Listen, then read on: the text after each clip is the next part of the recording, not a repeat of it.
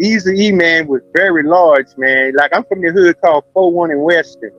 And all these niggas were going to roll with Eazy. They met with Eazy, 6 or 7 groups in the squad. We met at Ruthless on the top of the parking lot, about 500 deep. Big Rob brought everybody down and stuff, man. But then when Eazy died, Big Rob rode with me with Busy. So now all them soldiers belong to Busy now.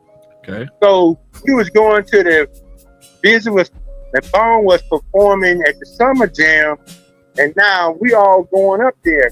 Busy showed up, 500 deep, 300 guys and 200 women. You know, we was 500 deep, man. I'm talking about when we went there like a funeral. We had guys blocking off traffic for all the business to go through, man. We was blocking off traffic all the way to Summer Jam. We got there and shit, man. And then when we got there, everybody gave everybody a band to get in. And so while we was getting our band, the fucking car with Bone in it took off.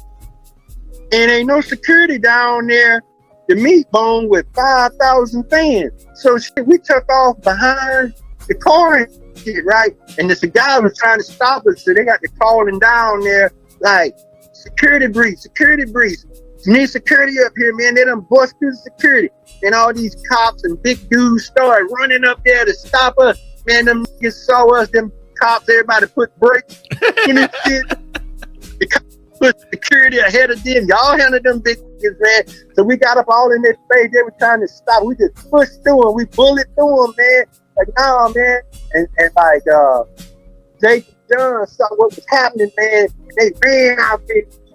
And the guy that took up in the car, we was getting ready to drag his ass out the car and beat him up. And Jake and John stopped that shit, man. You know, I was like, man, we gotta beat this dude ass. He the one who caused it all, Jake, because we were getting our bands and stuff. He took off before we could get our bands, and there wasn't nobody down here for Bone, man. And then all these dudes tried to stop us, man. You know, like that and shit, man. And so then it was just a big confrontation, man. They kind of didn't want Bone to go on the stage because of what I did out there to security. I pumped all this security and shit, you know. And so then we did the show. And then after the show and stuff, man, they got the news that Bone would no longer be coming this summer. It is what it is, man. But Bone finally got back to the Summer Jam about 10 years ago. I miss those Summer Jam concerts back in LA. I have so many memories, so many good times of those days. And I don't even think those concerts exist anymore. See, back in the day, big name artists, whoever was big on the radio, would do a show every single summer, various cities across the United States, and they would always pop up in LA. And it was a big deal. I mean, people would call the radio station and win tickets, and it was something where the girls were talking about it at school. So you know if the girls are talking about it, that's going to bring the guys.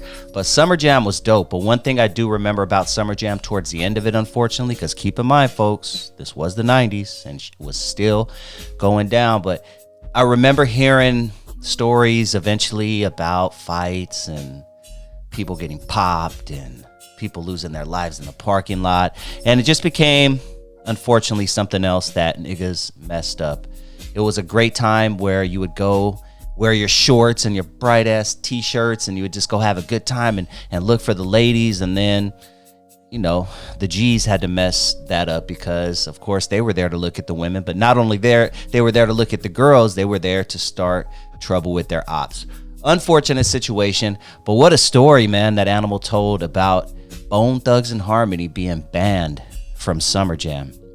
I have heard stories about them being some wild dudes back in the day. Who is your favorite? Curious, quick question. Who is your favorite Bone Thugs member? Animal mentioned Busy. Everyone loved Busy. I got to say, man, Busy was always and still is to this day my favorite Bone Thugs and Harmony member. Crazy, lazy, Flesh. They're all dope in their own way. And what I love about them is they all have their own different style. Even though they have that Bone style, they all have their own style. But man, to me, no one is doper than Busy Bone. When I first heard Busy Bone, he stood out to me on Thuggish Ruggish Bone. He stood out to me on For the Love of Money. There were certain songs that Busy stood out to me on, and he'll forever be my favorite. But if you enjoyed, or if you are enjoying this interview with Animal, You can check out the full interview below. The link is in the description. And please, once you check out the full interview, hit that subscribe button on that channel, NWA Stories with Lonzo. That's where I do a show every single Tuesday with my dude Alonzo Williams, the godfather of West Coast hip hop. If you don't know, you better go down that rabbit hole and do your Google search. We do a show every single Tuesday, NWA Stories with Lonzo. We cover a lot of West Coast hip hop related topics. And if you enjoyed this clip with Animal, I think you will truly enjoy that channel as well. And if you appreciated this video I just played for you, you might just enjoy this bonus clip I'm about to play for you right now. Ladies and gentlemen, on the line, I have Los Angeles. What up, dude? What it do, Dust, man? Chilling, man. What's good with everybody? Hope everybody's good out there. Yeah, man, everything is good, man. Can't complain, dog. Definitely appreciate you joining the show, man, and looking forward to chopping it up with you about a few things, man. I know you had a couple of things that you wanted to discuss, and I brought a couple to the table also. So let's start with the first thing, man. Legendary great Eazy-E. I know you worked closely with him on his, I think it was his last project, but can you talk to us about recording the Eazy-E album and everything that went around that? It was in actuality, it was I was asked to be on that record. Big up shout out to Rhythm D. Rhythm D was Eazy-E's personal producer that did Compton City Cheese for Eazy and produced for Mac 10, Snoop, and and the list goes on. And so at the time when I was working on for Los Angeles, he was the producer that was working on my album just solely. Like Rhythm produced the whole record. And so while we were working on my record, Tamika Wright had called Rhythm and was like, we going in the Ruthless Vault and we about to pull out these verses from Eazy-E. And so, Eazy wasn't like Pop. Like, Pop is going to stay there until the shit is done. Eazy was a baller, you know what I'm saying? So Eazy will go and be on the phone and he'll do a verse or two, a verse and a half, and then he'll be on the phone and bone out. So that's what made it possible for young Thundercats like me to be on it. Me and Loska and Sacrifice and a couple other Rock Slanger, and it was a bunch of people that was on the record. It came out. It had a double CD.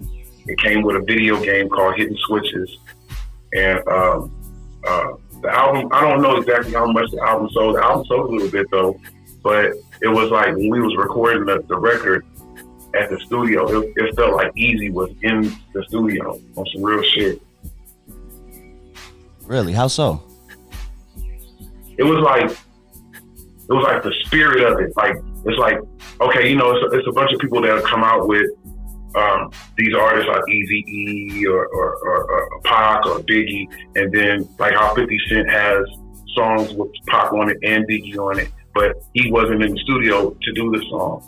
You know what I'm saying? I knew Eazy, like, in real life, and then was on this album. It was just like, it was a spirit in there. I don't know, I just felt the spirit of, especially how fast we did the record. Like, I was in there not playing at all.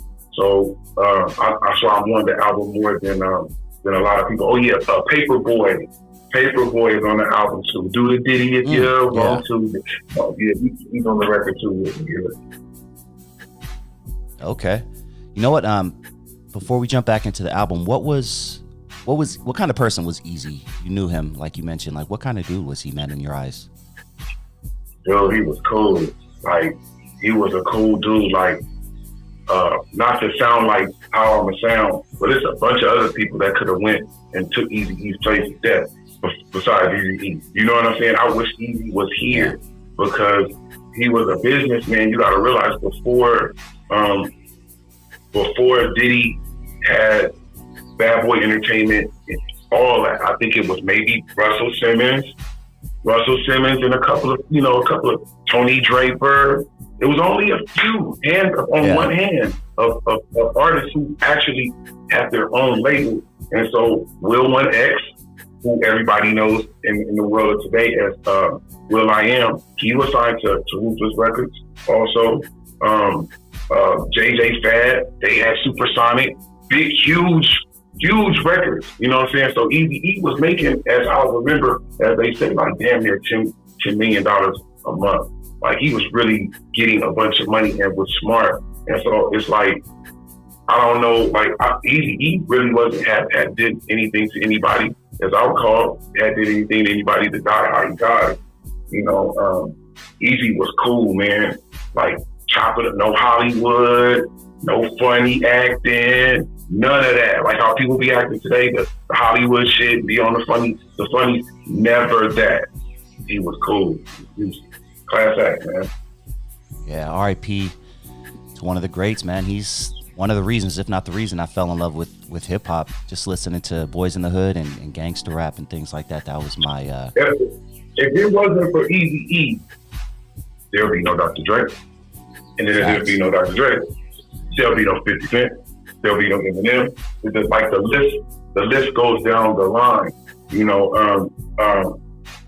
he was smart. He was smarter than the average person. Like I would see him in the streets, like, you know what I'm saying? Like on a whim, like I would see him in the streets and he had this white Shark BMW, the 850, before anybody had them. And so, like I said, I had the plug with Eazy in it because of my cousin, another plug because of my cousin being Big Ron and his personal bodyguard, and then Rhythm being his producer. It was like, I see myself about to be signed to Ruthless, but the day that Eazy died, it was around my birthday, because my birthday's March 13th, and Eazy died like right around that time. And I was in the studio with Laylaw, rest in peace. And I remember Law saying, I gotta get out of here, I gotta go to the hospital. Eazy is sick, Eazy near death. Eazy died or something. I was like, what? Like, crazy. You know what I'm saying? Like, crazy. It was a sad day, bro. What do you looking back, you know, do you think he passed away, the records stated he passed with AIDS, or do you think there was some funny business? Yeah. He definitely died of AIDS. And not only did he die of AIDS, he died of super AIDS. I ain't never seen nobody die that fast, like from AIDS. Whoever Eazy, I think, was given AIDS. Like people say his lifestyle, he had a bunch of women and all that. He didn't, you know what I mean? And he was on that, but I think Eazy Death was special with something that went on with it. You know what I mean? Like Eazy had power, he had position, and sometimes people don't like that. You know what I mean? I ain't gonna really put out the real narrative that I heard, but I think that it wasn't just by accident. Some have said Suge Knight himself has mentioned that, you know, he went, I guess, viral 15 years ago on I don't even know if Suge did that. I don't even think that, even though Suge said that, like, I don't even think that Suge did that. Like, I don't even want to, like, put it out there, but I honestly think that the person who did that to Eazy is no longer around. I honestly think that Jerry Heller had something to do with it. I honestly think that, you know what I'm saying? Because when you close with a person, and Eazy was getting that acupuncture and all that shit, and you know, people like, just go to my doctor, and you know what I'm saying? You never know what a person gets told their doctor to do. You know what I'm saying? So, like, I don't really want to just put it out there, but honestly, that's what I think. Yeah, I remember Kid Frost said something similar, so you're not the first one to, you know, have that theory that Jerry Heller was behind it.